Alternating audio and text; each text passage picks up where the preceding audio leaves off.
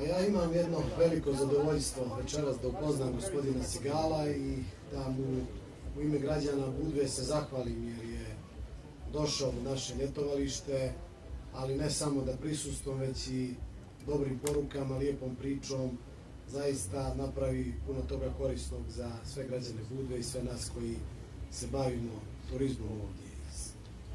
tih razloga i puno drugih zaista veliko hvala gospodinu Sigalu na boravku u Budvi i na svemu onome što je uradio za promociju Budve, ali i onome što je najavio da će zajedno sa gospodinom Emerfaldom se baviti promocijom jedne sportske vještine u kojoj je mondijalno veoma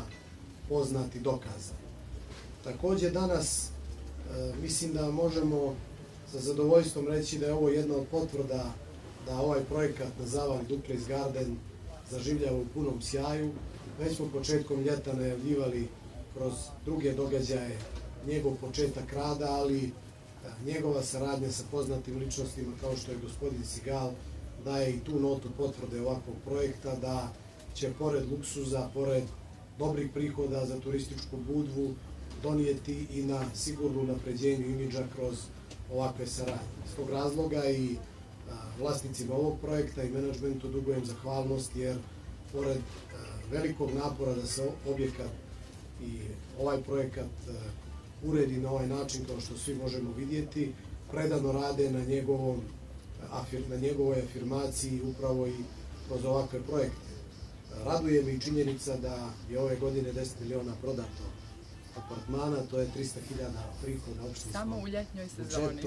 Hoćemo isto tako provjeriti, a isto tako opština Budva daje ruku partnerstva i želi da bude učesnik u afirmaciji borilačkih vještina i čak sam zaista i imao priliku da uvjerim gospodina Sigala da Crnogorci imaju,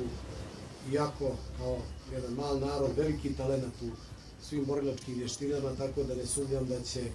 njegova zaljubljenost u našu regiju doći do izražaja tek kada krene u ono što je siguran sam njegova ljubav.